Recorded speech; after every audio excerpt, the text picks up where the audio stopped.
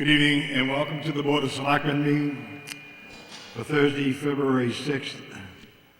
The board will be going back to the normal schedule of first and third Thursday nights. And this will be, we had a meeting last week and we'll meet again this week. But we've got some good things. Please stand for the Pledge of Allegiance. All together, I pledge allegiance to the flag of the United States, to the republic which stands, one nation, under God, indivisible, with liberty and justice for all. Thank you. Opening comments, Vice Chair, Mark? I have no comments. Josh? Okay, we'll get right into it. You don't talk, you got, yeah.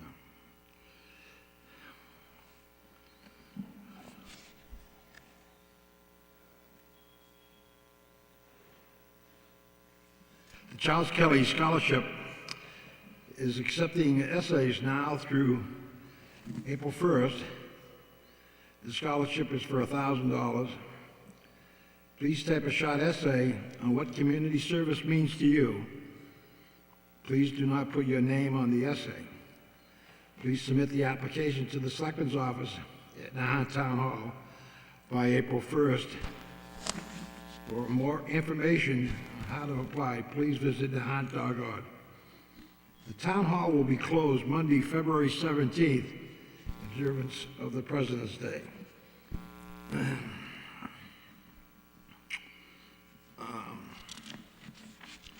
New business?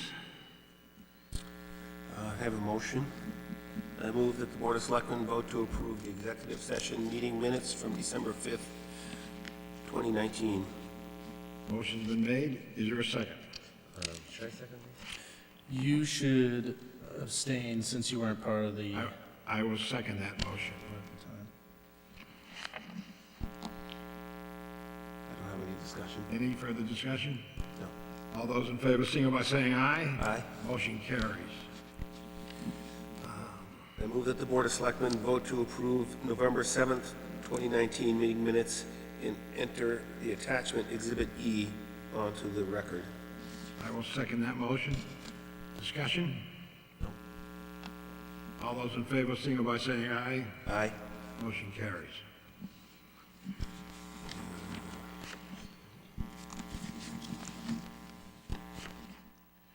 You're up, Mark. Stand up, or how you want to- Yeah, I'd like to invite Chief Dwyer up to maybe say a couple words, and the next two parts of the new business are for the Board of Selectmen to approve the appointment of 2 new police officers to the Nahant Police Department. Would you like to say a couple words before them? Yeah. Well, why don't you say a few words? I think they have it here. Well, you don't have to go. Yeah, Chief. I'd like to take this opportunity. Hold on, Chief. I'd like to take this opportunity to introduce 2 new police officers. Amanda Morash. Amanda she's going to come to us as a reserve police officer. She works full-time at Wentworth University. She's got a bachelor's degree from Norwich, correct? She's got an extensive training background as well, and we're excited to have her on board, so welcome. This kid here, Mark Nevis, Mark Mateos Nevis, I'm working on it. Very tired. He's in the military. He was self-sponsored through the Worcester Police Academy, so that means he went on his own sponsored by the military out in Worcester. He went for 16 weeks through the MPTC Academy, and along with his academy, he supplemented with his military background. So he comes to us trained. I don't have to train him. Put him right out in the street, just in-service training, FTO training, and he's just got to learn the ins and outs of the town. So welcome. We're looking forward to both of them coming on board. We're fortunate enough to get both of them trained. He has the full-time academy, which is huge for us. So I welcome them both, and I thank the board and Tony for the support. Thank you. I move that the Board of Selectmen vote to approve the appointment of Matthias Nieves as a full-time Nahant police officer. Seconded. Motion's been made and seconded. Further discussion? Welcome. Congratulations. I know that Chief,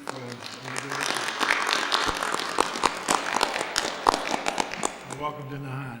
All those in favor, signal by saying aye. Aye. Motion carries. Congratulations. Then, do you want to swear them in together at the same time? Wait, what we get, Individually. what do we got? Okay, so No, why don't you do we only got one there. So let, Wait a minute, we gotta make the second motion for Amanda. You just made it for Matthias, right? Right. Yeah. I move that the Board of Selectmen vote to approve the appointment of Amanda Morash as Reserve Nahant Police Officer. Second. Second. Further discussion? Welcome. Congratulations, both of you. I would, we're gonna appoint the regular one and not you, and he'll be firing me in the morning.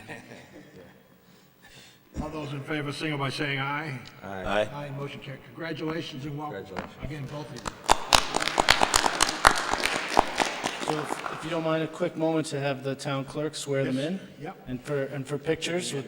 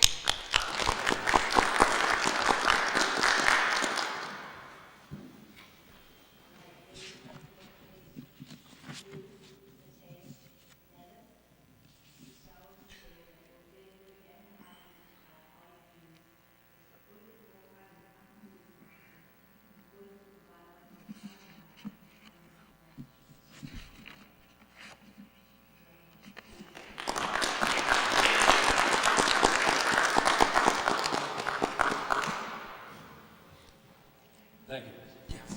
It's red. We usually have... I don't have. Give it to him.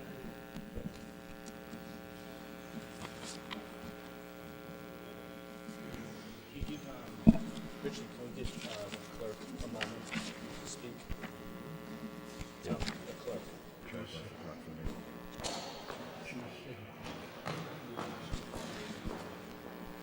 Okay.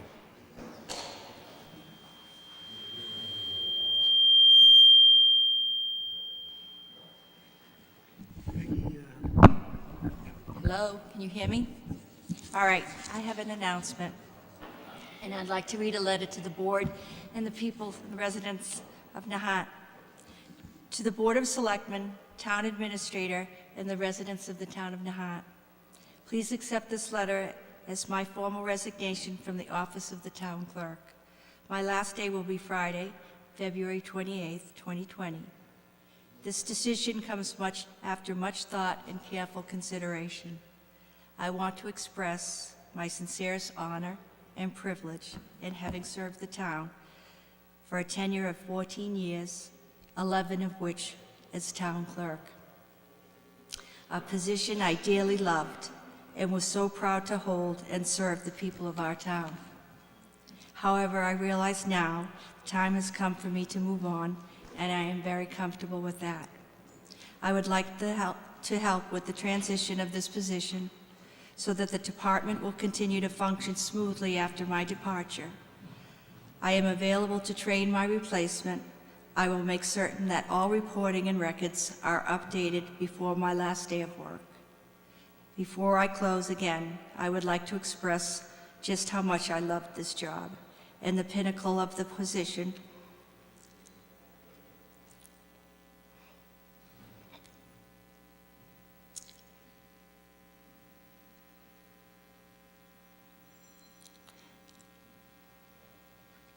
and the pinnacle of this position was to help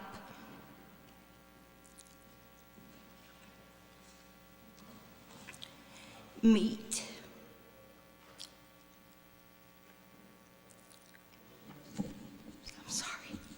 and speak daily with the residents of this town.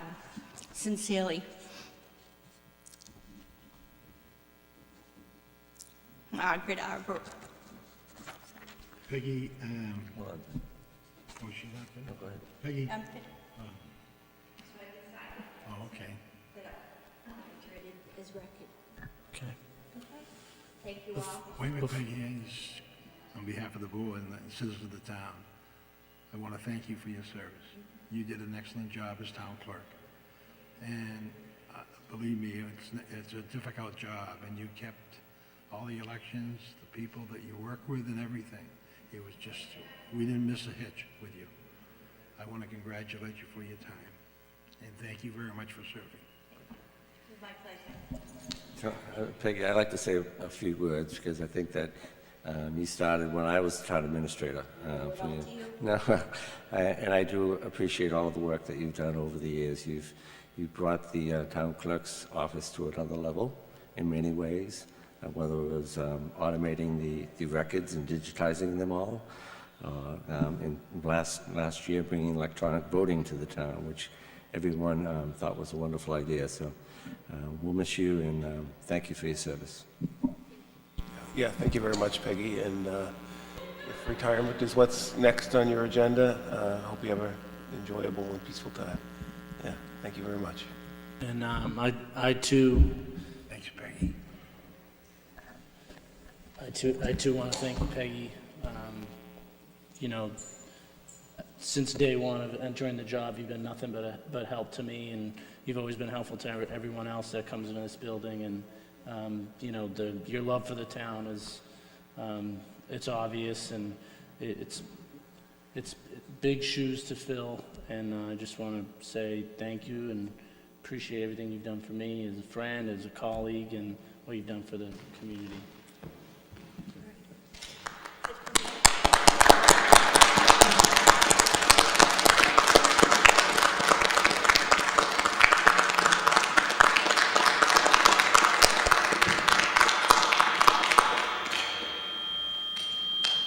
So, Mr. Chairman, if you don't mind,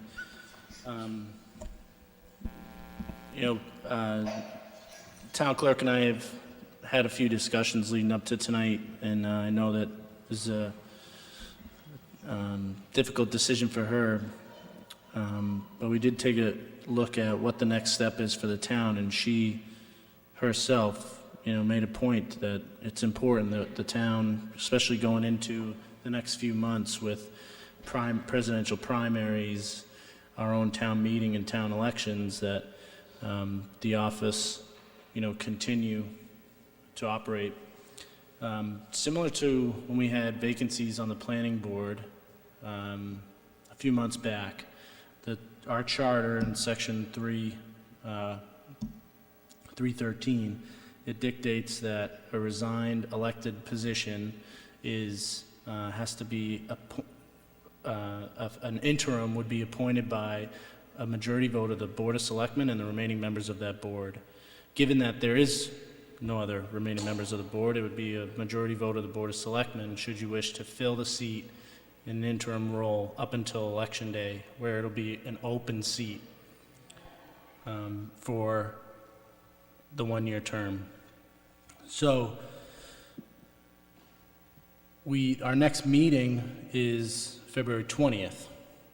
So we could post, similar like we did the last time with the planning board, we could post something on our website, on our Facebook, let folks know that if they are interested in being considered for the interim appointment, to submit their interests with a resume and a cover letter to us by a week from tonight, the 13th, and we could have this added to the agenda for the 20th to have a majority vote. If you agree with that timeline, or we can get going on that. That makes sense. the interim would really be only in effect for about 2 months, right, until the April election. Exactly. Yeah, that's fine with me. I think, yeah, give you a chance to get, and give the board a chance to look at, appoint someone to that position for the, Certainly the office, we can't leave the office vacant. No. It's not like a single board member on a, and especially given the elections happening, we need to have some, we need a clerk, the clerk's office to be in operation, so that would be the next step per our charter. that's fine. In the event that we don't get any responses from the community, another option may be to hire an outside consultant for the time being. So we could take a look at maybe both of those. Absolutely, It's a backup plan. absolutely. Great idea. Yeah, we just. Yeah, I mean, I think that's reasonable, not just if we don't get letters, but something we should consider, because if it does wind up being a 2-month term, if it's someone who doesn't have that background, it's gonna probably take 2 months to learn how to do it. So, some experience in that area would be helpful. It might be a suggestion to you, Tony, to talk to the chairman of the Board of Selectmen in Swampscott and see if we can talk to the town clerk of Swampscott. Just to come over and part-time, and we can pay her, whatever that stipend is, as a part-time position. Just an idea, just in case we don't. But I do think it's a good idea to get the word out in the community that there is an opening and see what the interest is out there. Okay. So I'll reach out to neighboring community, and we'll put something on our website, and I'll post something on Facebook letting people know if they're interested to submit a cover letter and resume to the Board of Selectmen, myself. It's always helpful to add Bobby Joe Blair, the administrative assistant, to you and I, and that's bblair@nahant.org. And When's your last day? February 28th, So we have, 29th. we'll have coverage, yeah. Hopefully you get someone so she can give them a couple weeks training. Sounds good. Okay? Very good. Okay.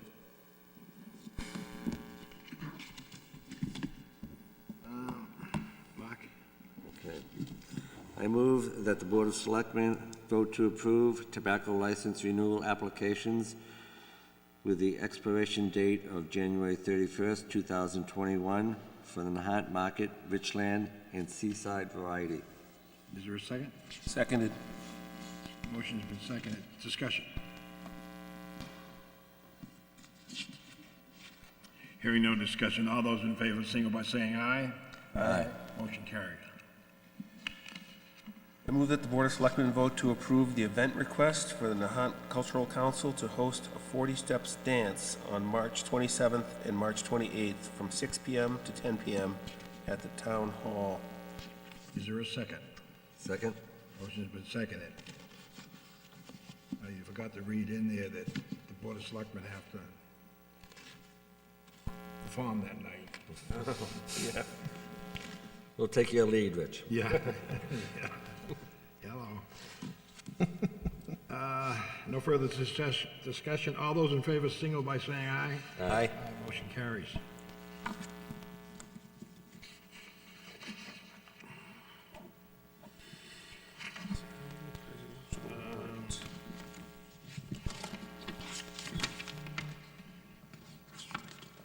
Is there anything We in have a presidential warrant to sign? Yes. Yes. Yes. Sorry, I apologize. There isn't a motion. So, just like any election, we have to post a warrant 14 days in advance of the election in 5 locations around the town. So, a simple motion to sign Yes, we sign the warrant and have it posted. All right, I make a motion that the Board of Selectmen sign the presidential primary warrant Motion's been made. Is there a second? Second. Motion's been second. Discussion. All those in favor, signal by saying aye. Aye. Motion carries.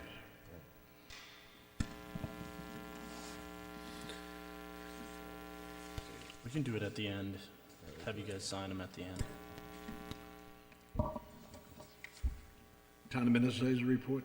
Okay, I'd like to start by inviting Chief Dwyer back up to the table to give a briefing on the new hands-free law that's going to be going into place shortly.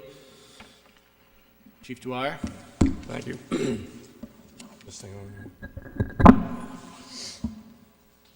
Well, it's pretty simple and straightforward. There's been a lot of literature on it. We put it out on Facebook. The new law is simple, hands-free law, Chapter 90, Section 13B. It's simple. You can't hold a cell phone any longer, no electronic device. It has to be in some type of cradle or through Bluetooth. You can't have it in your hand to talk on the phone. Definitely texting is out. It has been out. You can't do that. So holding the mobile electronic device is a no. Looking at the mobile electronic device unless viewing for navigation, device affixed to the vehicle. Using a mobile electronic device unless in hand-free mode, the Bluetooth. So it's simple. It starts, there are some exemptions, however, for emergency, medicals, accident on a roadway, need assistance for other reason, police, fire, or emergency, and disabled vehicles. From February 23rd, 2020, the law becomes effective. Warnings will be given through March 31st, 2020. First offense is a $100 fine, no surcharge. Second offense is $250 fine, plus a program completion, probably a safe driver program. And the third offense is $500, and plus a program completion and a surcharge to your to your insurance. So it's pretty clear. There's a reason for this. Texting and driving and operating with a phone obviously is a distraction, and it's causing a lot of accidents. And the Mass chiefs and international chiefs and the Essex County chiefs think it's time that this goes into law and to it's got to end because it's killing people. It's as bad as driving under the influence of alcohol. I walk every morning 2.5 miles every morning through Wyoming Square, and you wouldn't believe the amount of people that are on their cell phones, texting up a storm, and in trucks, obviously vehicles. It's got to stop before. It's going to take some time for people to get used to it, and that's why they give them the 30-day grace period. You can get stopped, but you'll get a written warning or a verbal warning. And then after the 31st of March, they'll start issuing citations for it. So hopefully everybody gets the message. I think it's going to be advertised well. We'll put it on our Facebook, the town Facebook. I'll try to get it up on the electronic sign. And hopefully everybody will adhere to the new law. It's that simple. What's the effective date? The effective date is February 23rd. However, that's just for warnings. They're going to give a 30-day grace period because it's going to take, people some time to get used to it. And it actually goes into effect with citations can be issued. It'll be March 31st, 2020. So. What about speakerphone mode? Sure, as long as it isn't in your hands. Bluetooth, speakerphone, as long as that phone is not in your hand while you're operating a motor vehicle. If it's for an emergency, the emergency has to be justified. You have to, if you get stopped, we stop you and you say to the officer, oh, I was just calling the police for some reason. You're going to have to come up with why you're calling the police. So it has to be a justifiable reason why it's in your hands. So, and I think 30 days is more than enough time between the media, like I said, Facebook. We'll put it up on our sign. It's effective, on the date February 23rd, and I think for the town, anyways, it should get out relatively quickly. The message. So we're going to work with the residents, obviously, and the public in general, and hopefully we can get it out and make sure our roads are safe. I appreciate you speaking to it, Chief. I think we all are going to have to adjust to it. I think we're all guilty of it at some point or the other. We actually had an incident earlier this year that with a dog on our road that may have been the result of. Could have been attributed to that, correct. So You know, it's an important thing. If, like you said, if it's an emergency, find the proper place to pull off the road and do what you have to do, but. There is one other exemption, so if you see us, we're operating our computer in the vehicle, or maybe on the phone in the vehicle, that's an exemption according to the law as well. We're allowed to do that, so. We won't abuse it as well, but, you know, they did give us that exemption. Because those computers, we were on them all the time. So they did give us that exemption, so. Any questions? Well, I'd like to make sure, Chief, you put it on the sign. Yeah, I'll get it on the sign, And sure. also on the, Yeah. our town website. So that people, you know, we could find, you know, because a lot of people. I gave everybody a copy of the Yes, law. very, yeah. You know, it's just like anything else, it's gonna be a learning Yeah. curve, and we'll get the message out, and we'll handle it. So, thank you. Thank you, Chief. Thanks, Chief. I have a couple other things not listed here that I'd like to go through, if you don't mind, Mr. Chairman. One is, you know, as we're going through the budget, we're putting in our, you know, estimated costs for water from MWRA, sewer with Lynn Water and Sewer, and trash through Waste Management. We've had a couple conversations here at the town hall in the past.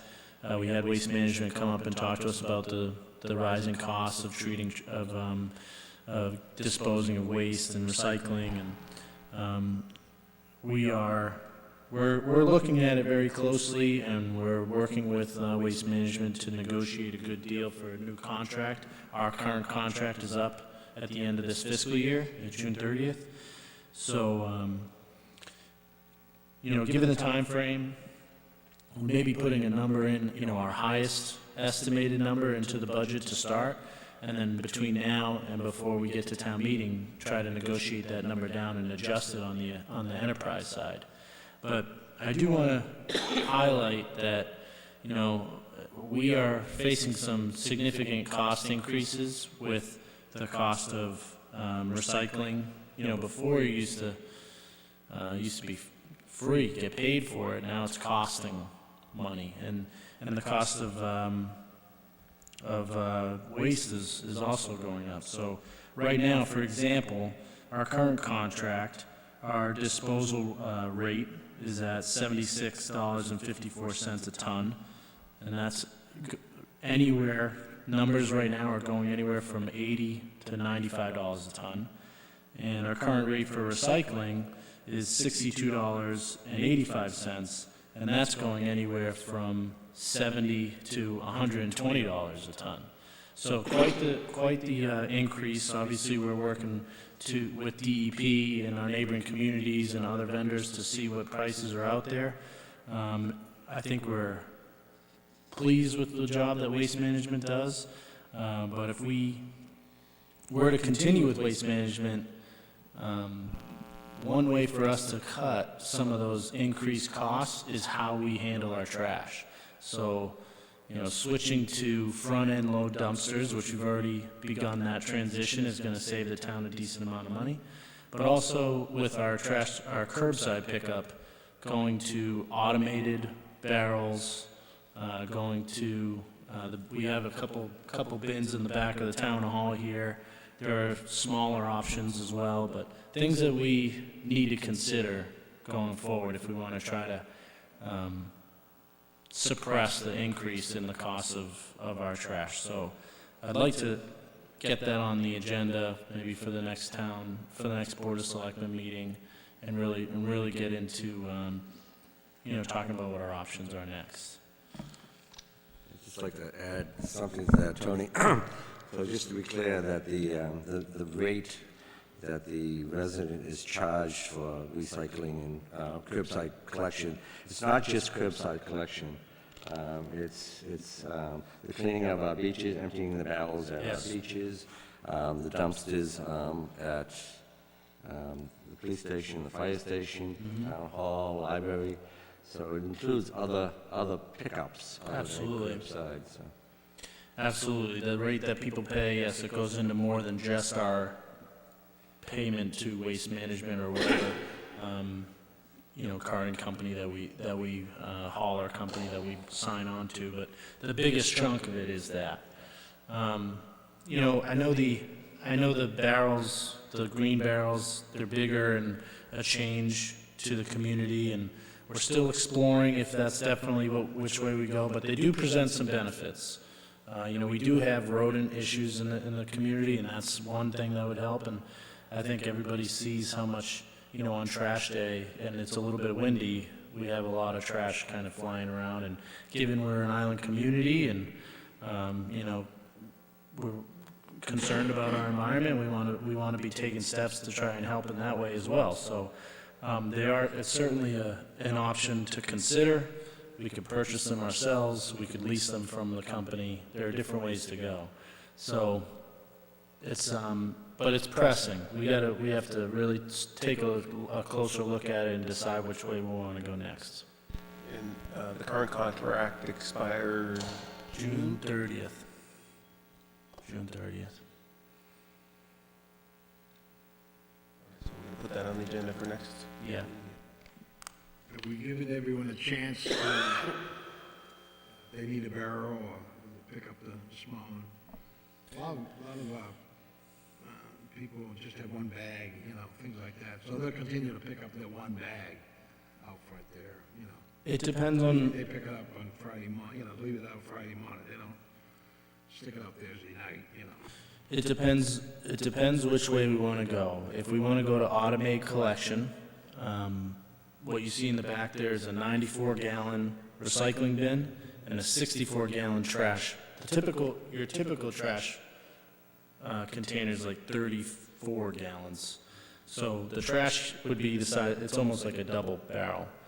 However, we can also offer to residents the smaller 34-gallon if they don't use as much trash and don't have space for Do we have one of those up here? the smaller ones. I don't have one here, but I can get one up here for people to see or test. I'd look at that because, especially the elderly, they're living by themselves and they put out, one bag a week and, I still think we should pick that up for them, okay? Sometimes, there's places where these people have, they don't, I know like Bass Point and Golden Knot, they don't have places to store these big giant barrels. It's very difficult for them, so. That's definitely something we need to consider. Yep. And I can understand that argument, and I can understand that concern. If we were to stick with waste management and not change how we collect our curbside, we could be looking at a 22.5% increase. We reduced that a little bit by going to front-end load dumpsters. Now we're looking at a 19.5% increase. If we switch to automated collection and we lease them from waste management, we're looking at a 10.3% increase. So you see, as we start to make some changes, that increase starts to come down a little bit. But I do understand there needs to be some flexibility in whatever we do so that we can accommodate folks who don't have space or can't handle the larger barrels. So we're looking into it. I'll have more information, hopefully, to present at the next meeting. It's just the seniors, they put out one bag per week, and it's like, for them to get a barrel like that and then push it, and they really, and it's, you look at Bass Point and Little Nahant, there's really no storage, for those barrels, and they just, and they look ugly in the street, so I just, okay, we get time to look at it. Okay, couple other quick announcements I have here. This week, the town received two 4,500 per minute portable pumps. This was an effort that we took on with the funds that we received that were appropriated a couple budgets ago.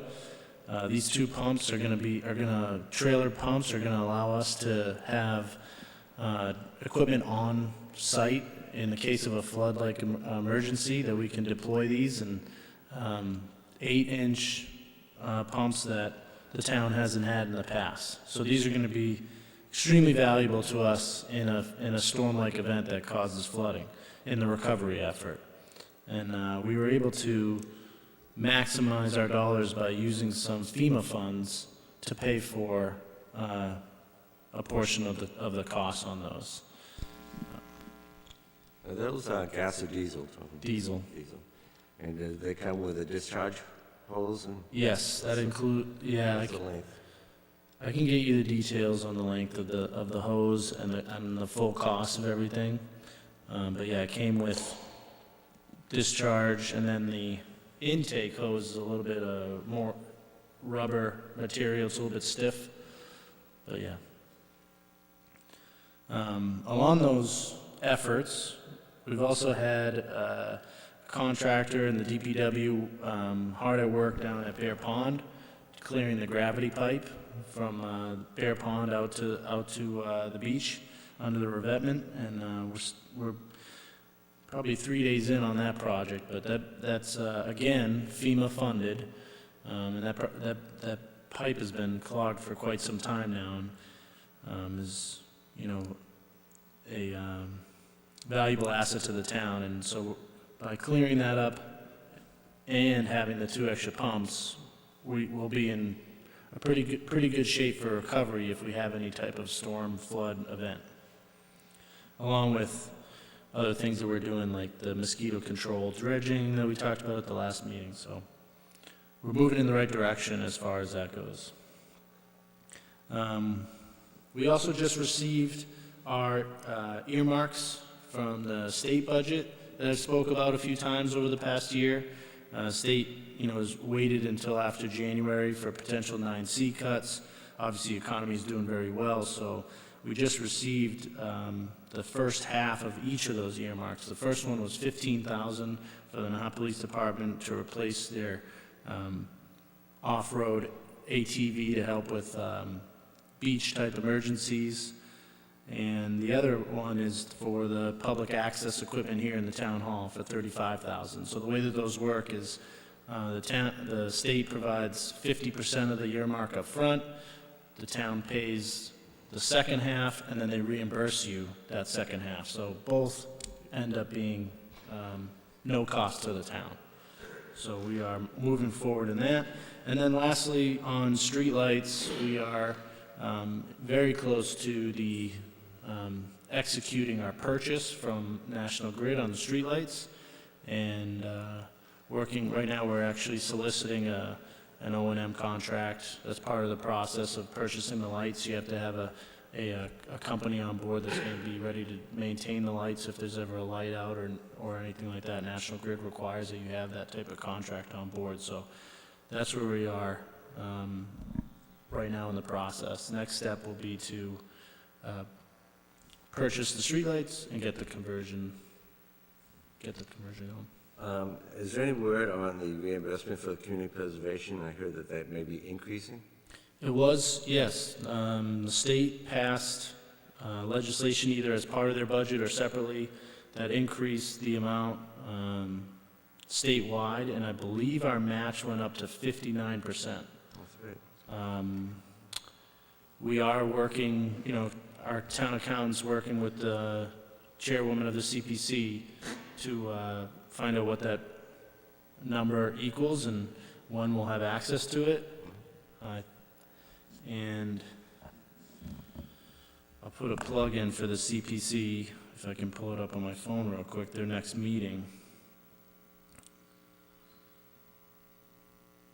Their next meeting is actually going to be here downstairs at 7 o'clock on Monday, the 10th, if anybody's interested in, and I think they'll be beginning the process of reviewing applications. They received about 10 or so or more. That means for every dollar that the town raises, the state gives us 60 cents on the dollar. Not bad. Yeah, exactly. So I think, I don't recall what our match was last year, but I remember our dollar amount was in the 200,000s, low 200,000s, so it's certainly a big impact.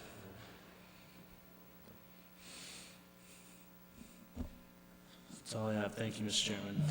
I want to commend the Public Works. They did a great job down at Kelly Grange, clearing out the, to the right of the club.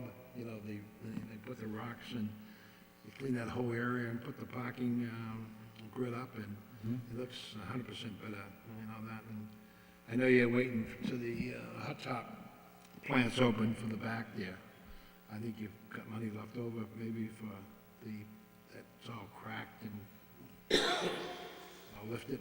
Potentially, I was waiting to hear from the committee as to what their capital improvement, the golf committee. Okay. Yep. But that's, I remember, they've mentioned that to me, that it's a need down there behind the clubhouse. Anything else? That's it. Well, we've gotten quite a few letters over the last few days about the clearing happening at Northeastern, so maybe Tony, can you give maybe a brief summary of the letter that went up from the planning board today? Yes. So at the last Board of Selectmen meeting, so I sent 2 letters out. The last Board of Selectmen meeting, the board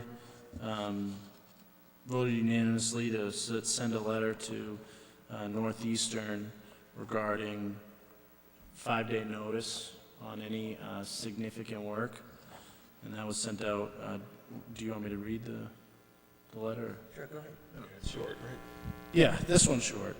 Please be advised that on Thursday, January 30th, 2020, the Board of Selectmen voted unanimously to request that you provide the Board of Selectmen and the Town Administrator advance notice of any significant work, including but not limited to clearing, testing, and other preparatory work that may not require a permit at the Marine Science Center related to Northeastern University's proposed campus expansion. Notification by email at least 5 business days in advance of such work to Board of Selectmen and the Town Administrator at the email addresses below is required. And then I list your email and mine. And then, secondly, the Planning Board sent a letter over to Northeastern regarding they met on Tuesday night, February 4th, and voted unanimously to investigate the recent clearing on Northeastern's property to determine if the requirement of a permit under Section 4 of the Stormwater Bylaw is required. That paragraph 3 of Section 4 states, "No person may undertake a construction activity, including clearing, grading, and excavation that results in a land disturbance that will disturb equal to or greater than 1 acre of land, or will disturb less than 1 acre of land, but part of a larger common plan of development or sale that will ultimately disturb equal to or greater than 1 acre of land draining into the town of Nahant municipal storm sewer system without a permit of the planning board." So this letter then goes on to request supplemental information from Northeastern about the clearing that they've performed and how that relates to the plan the exploratory plan that they had previously submitted, and also to schedule a visit with the chairman of the planning board to investigate on his own, measuring the clearing that's occurred. So and also to have them attend the next planning board meeting. So there's 3 elements of that section of the stormwater bylaw. One is, if you clear more than 1 acre, you're required to get a permit.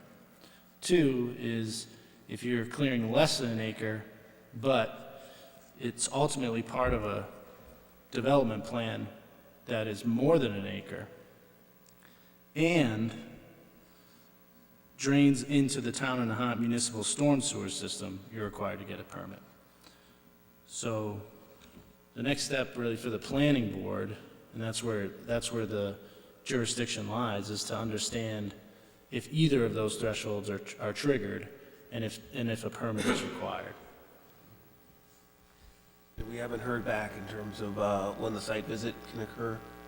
That's right. I spoke over the phone with Northeastern, and they told me they'd be able to schedule something soon. I would imagine early next week. And what is the enforcement mechanism behind all of this? Is the enforcement mechanism as far as, Well, if it is determined they have exceeded that threshold, what happens? well, there'd be either the planning board could issue a cease and desist until they come in and submit an application for a permit. I'd have to look a little bit further into the stormwater bylaw to see what the elements of that application are, and it lies within the planning board, so I didn't do a deep dive on that, but And does this 1 acre threshold apply to any other permitting, either state, federal, or local? it does. So the state NIPD's permit, which is a stormwater permit, would be triggered if they cleared over an acre. State MEPA talks about segmentation of projects. Our local zoning does not speak to segmentation. However, the way that this section reads is that it talks about, one less than an acre, but as part of a larger project. So it does speak a little bit to segmentation. Town council has been informed, and they're in the loop on it. I think next step is to get some additional information from Northeastern, do some measuring the town do some measuring of their own, and then review that with council and find out what the proper, authority of the planning board would be. The segmentation issue is important, I think, because they've cleared a certain amount of land in the last week or so, but additionally, there was land cleared on the top of the bunker, where they were testing the soil depths. It seems to me that should be considered part of the same clearing and not, be able to be segmented. So I guess we need to look at some more definition of that, maybe with council's advice. And I certainly want to thank you, Tony, for, coordinating an effort, particularly with the planning board. It's been a while since I've seen that coordination going, working hand in hand, and I hope that can continue with other committees in the town as we work against this problem. So I'm really encouraged that you reached out quickly to the planning board. The planning board acted quickly, and you seem to be in concert together in how to approach this. So I appreciate that. I do want to apologize to the number of residents that have reached out. I know that you received a lot of emails as well from residents concerned about, what the town is doing regarding the issue down the street there, and, I haven't been able to get back to all of them. There's quite a few emails, but hopefully they're tuning in right now and getting the update through this briefing. Yeah, that's why I brought it up, because I figured there's probably a lot of people Yes, listening thank you for that bringing letters it up. up. Thank you. I've tried to I think I've answered most people with something, anyway. Okay? Tony, is there any update on the B&B situation? Are you working on that? Dan Scripp and I are still, looking through it, and we intend to have something on the warrant. It may make sense for us to put an article on the warrant that would create a committee of some sort to take a look at what options the town would want to consider for implementing regulations regarding Airbnbs going forward. Meanwhile, also introducing the local short-term rental tax that would bring additional revenue into the town. There's quite a few elements of the law, and many different ways we can approach it. So we're still looking at it, and can understand.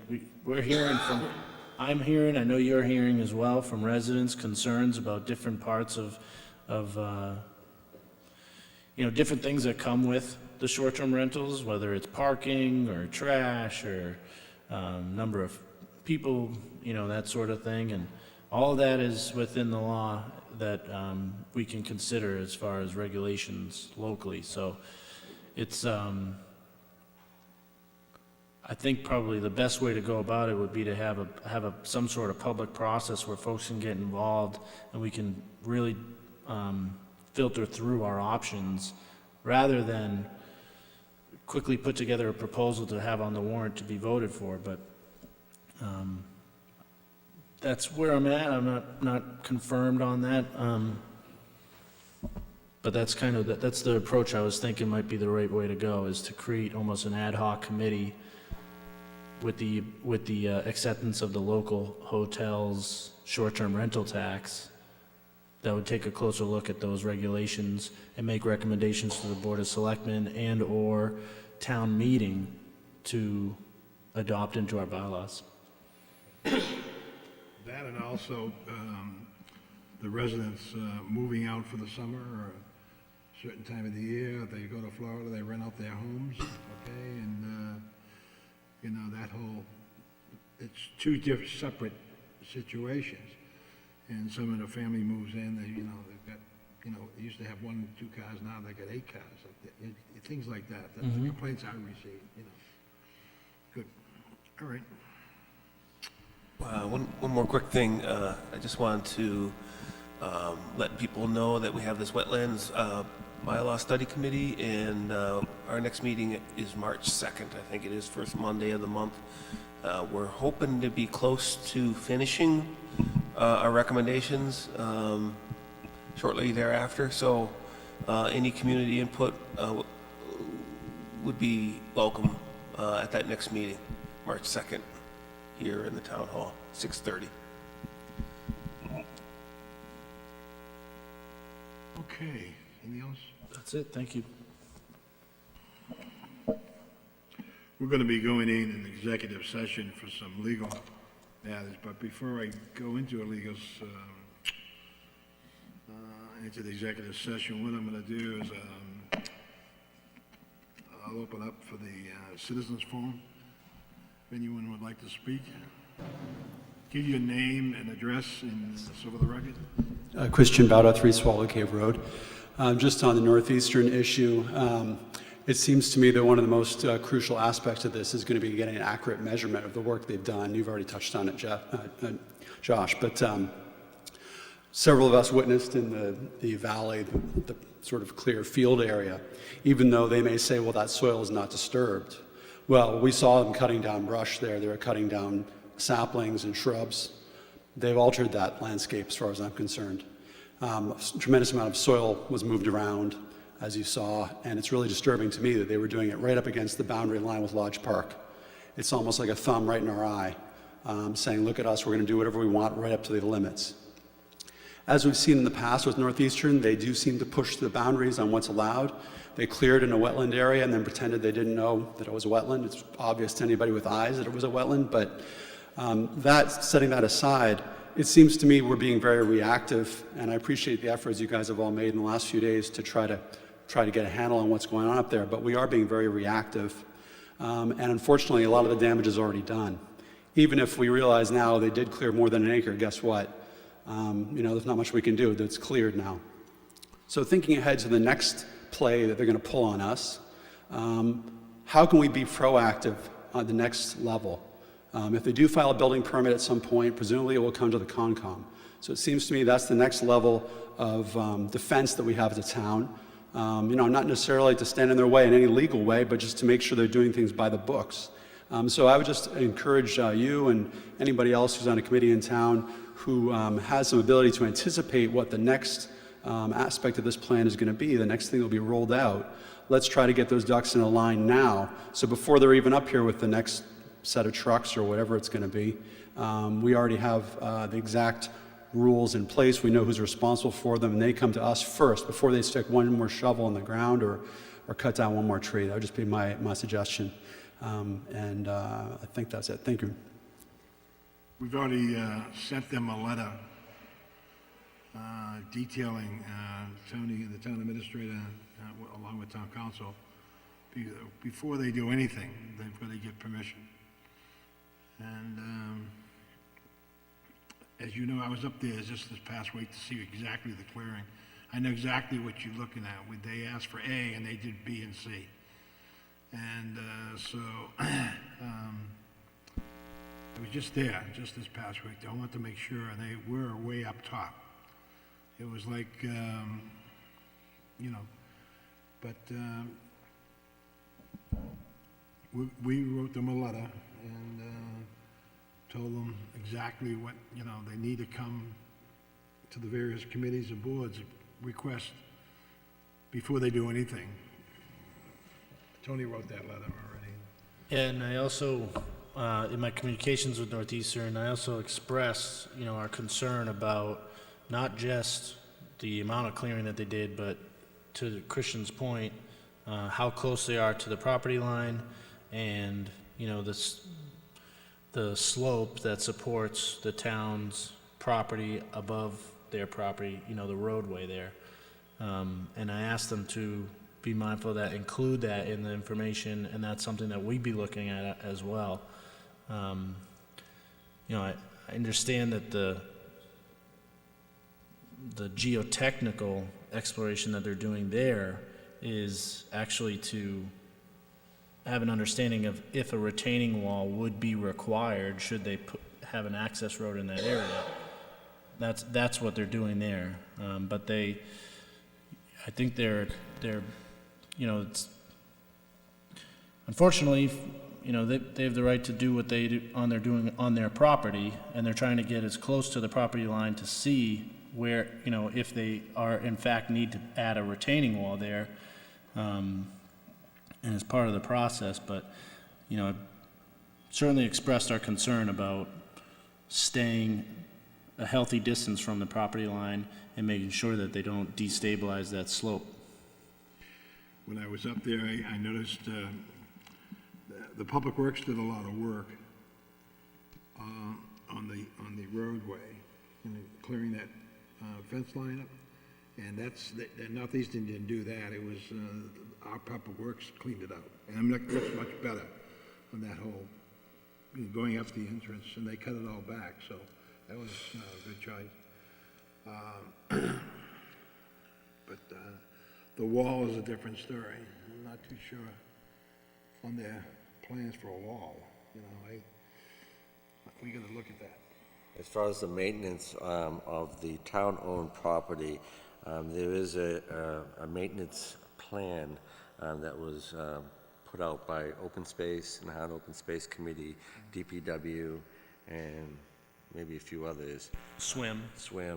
They developed a management plan for maintaining the Lodge Park area. So every once in a while, you'll see every other year cutting its one section, not the other section, but that's being managed on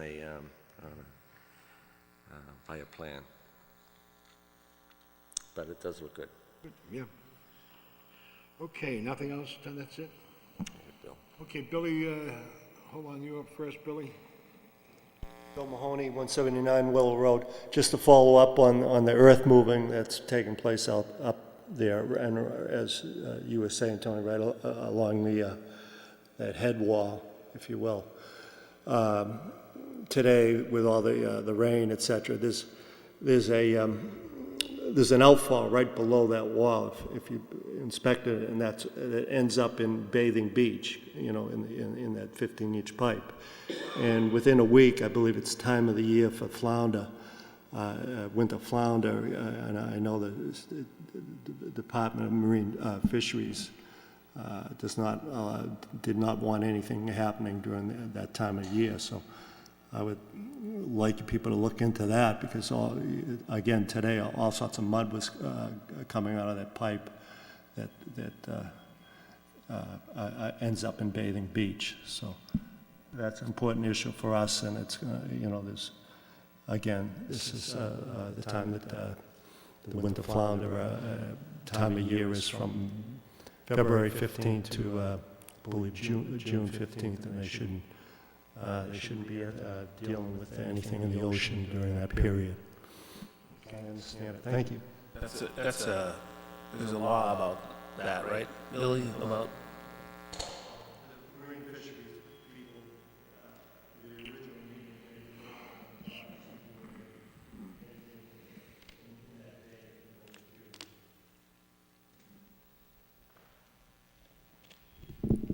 Palace Court, 7 Valley Road.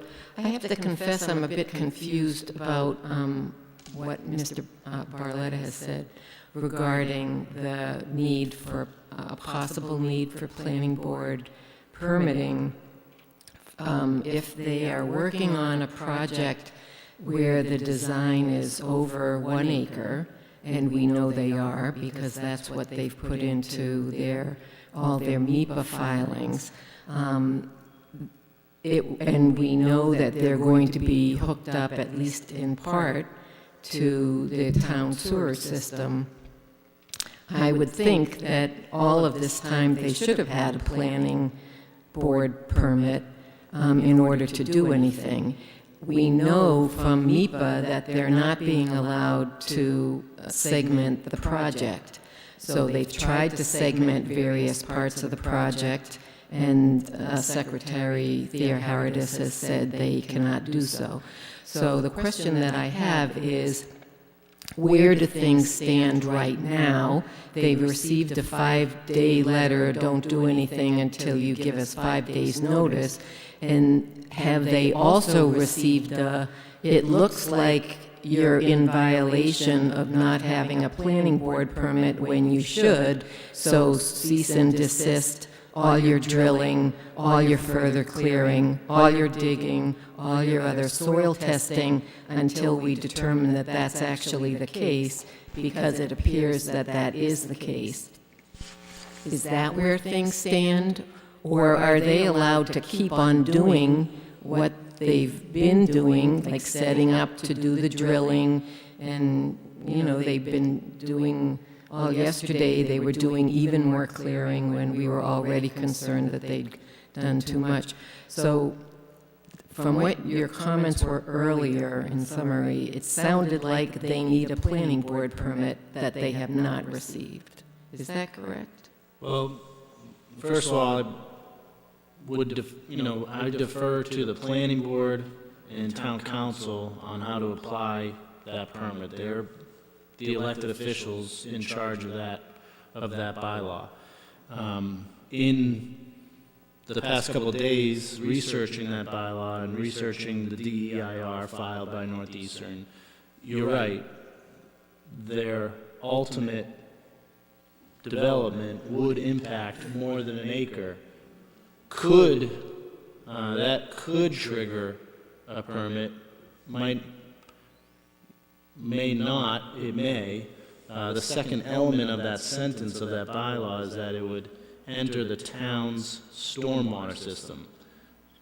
The other part of their DEIR talks about how they're going to be handling all their stormwater discharge on site. They will not be connecting into the town's stormwater system. So that's still up for, there's still some investigative work to understand if all of their stormwater will be captured with their proposed plans on site or not, or if it would impact the town system. So it's a could, it may trigger a permit by the planning board. Until you have more information, it's hard to say yes or no. So, as a follow-up, are they currently on the town's stormwater system? As Billy was saying, where's the dirt coming from that's going into the bay and coming out of pipes? Is that part of... The closest town stormwater system is on Nahant Road.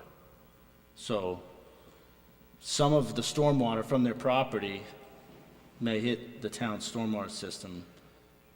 The question is the clearing that they're doing and the ultimate project that they plan to do going to impact the town stormwater system? So I can't answer that question because we don't know without further information right now, but it's possible. Is it appropriate and possible to do a cease and desist while you're doing that investigation because it appears that soil is going places that it's not supposed to be?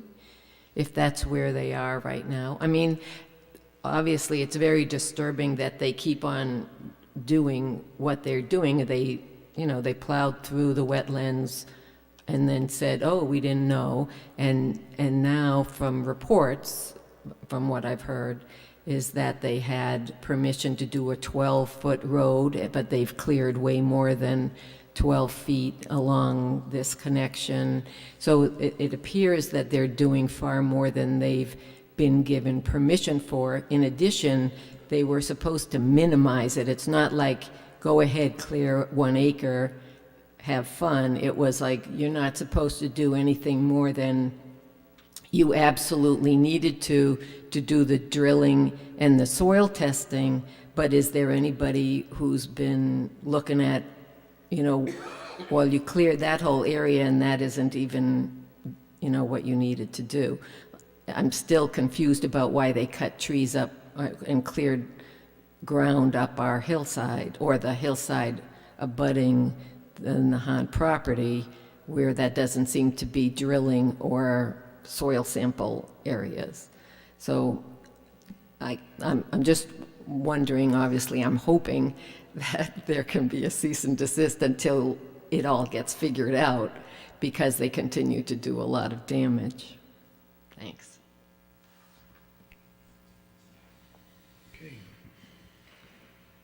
Okay. Gentlemen, we're going to be going from open session into an executive session it's necessary to protect the Board of Selectmen litigation position. This motion, Josh will make the motion in a minute. We will not be coming back into a regular session. Once we go in executive session, we will, again, not come back to an open session. Josh, you want to make that motion? Yes, I move to go into executive session pursuant to Massachusetts General Law, Chapter 30A, Section 21A3, to discuss strategy with respect to litigation. Second. Motion's been seconded. Yeah. Further discussion? All those in favor signal by saying aye. Aye. Aye. Good night, thank you. Thanks.